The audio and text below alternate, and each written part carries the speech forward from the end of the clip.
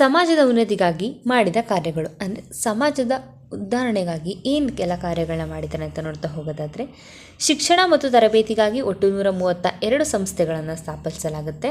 ನರ್ಸರಿಯಿಂದ ಹಿಡಿದು ಇಂಜಿನಿಯರಿಂಗ್, ಕಲೆ, ವಿಜ್ಞಾನ, ನಿರ್ವಹಣೆ ಜೊತೆಗೆ ವೃತ್ತಿಪರ ತರಬೇತಿಯೂ ಕೂಡ ಇಲ್ಲಿ ಸಿಗುತ್ತೆ. ಸಂಸ್ಕೃತದ ಸಾಂಪ್ರದಾಯಿಕ ಕಲಿಕೆಯಲ್ಲಿ ಆಧುನಿಕ ಶಿಕ್ಷಣ ಮತ್ತು ತಂತ್ರಜ್ಞಾನದಲ್ಲಿ ಶಿಕ್ಷಣ ನೀಡುವ ಶೈಕ್ಷಣಿಕ ಸಂಸ್ಥೆಗಳನ್ನು ಇವರು ಸ್ಥಾಪಿಸ್ತಾರೆ.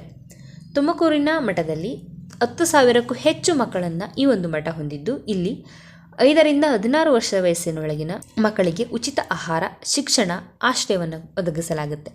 ಇದಕ್ಕೆ ಯಾವುದೇ ರೀತಿ ಧರ್ಮ, ಜಾತಿ, ಕುಲದ ನಿರ್ಬಂಧ ಇರೋದಿಲ್ಲ.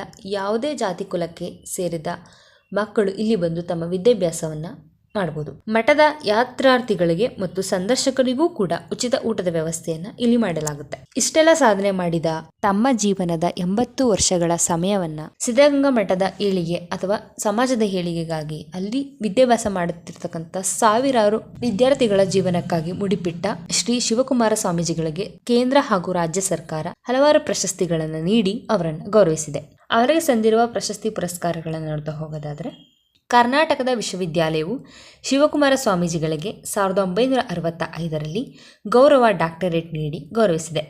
2007ರಲ್ಲಿ ಕರ್ನಾಟಕ ಸರ್ಕಾರದ ಮಹೋನ್ನತ ಪ್ರಶಸ್ತಿಯಾದ ಕರ್ನಾಟಕ ರತ್ನ ಪ್ರಶಸ್ತಿಯನ್ನು ಶ್ರೀಗಳಿಗೆ ನೀಡಿ ಗೌರವಿಸಲಾಗಿದೆ. 2015ರಲ್ಲಿ ಭಾರತ ಸರ್ಕಾರದ ಪದ್ಮವಿಭೂಷಣ ಪ್ರಶಸ್ತಿಯನ್ನು ನೀಡಿ ಗೌರವಿಸಲಾಗಿದೆ.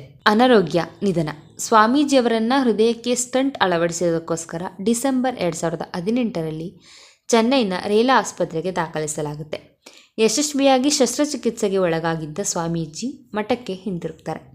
ನಂತರ ಕೆಲವೇ ದಿನಗಳಲ್ಲಿ ಶ್ವಾಸಕೋಶದ ಸೋಂಕಿನಿಂದ ಬಳಲಿದ್ದ ಶ್ರೀಗಳನ್ನು ಮತ್ತೆ ತುಮಕೂರಿನ ಸಿದ್ಧಗಂಗಾ ಆಸ್ಪತ್ರೆಗೆ ದಾಖಲಿಸಲಾಗುತ್ತೆ. ಅಲ್ಲಿ ಆರೋಗ್ಯ ಸುಧಾರಿಸಿದ ಕಾರಣ ಸ್ವಾಮೀಜಿಯವರನ್ನ ಮಠಕ್ಕೆ ಹಿಂದಿರುಗಿಸಿ ಕರೆಯಲಾಗುತ್ತೆ.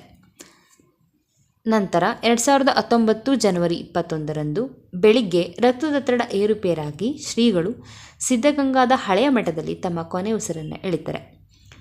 ಅವರು ನಿಧನ ಹೊಂದಿದ ಸಮಯದಲ್ಲಿ ಅವರಿಗೆ 111 ವರ್ಷವಾಗಿರುತ್ತೆ. ಶ್ರೀ ಶಿವಕುಮಾರ ಸ್ವಾಮೀಜಿಗಳು ದೈಹಿಕವಾಗಿ ನಮ್ಮ ಜೊತೆ ಇಲ್ಲದಿದ್ದರೂ ಕೂಡ ಮಾನಸಿಕವಾಗಿ ಅವರು ಯಾವಾಗಲೂ ನಮ್ಮ ಜೊತೆ ಇರ್ತಾರೆ. ತುಮಕೂರಿನ ಮಠದಲ್ಲಿ ವಿದ್ಯಾಭ್ಯಾಸ ಮಾಡ್ತಿರ್ತಕ್ಕಂಥ ಸಹಸ್ರಾರು ವಿದ್ಯಾರ್ಥಿಗಳ ಜೊತೆ ಯಾವಾಗಲೂ ಕೂಡ ಅವರಿರ್ತಾರೆ. ಧನ್ಯವಾದಗಳು.